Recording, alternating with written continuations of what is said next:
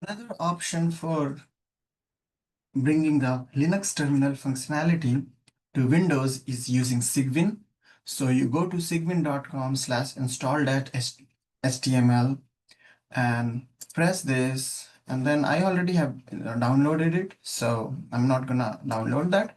But then you can press again, yes, and then you go next, next, next. All users, okay, system proxy, all those, okay, and then it's gonna download it, and then it's gonna finish installing. I press create icon on desktop, add icon to start menu, finish.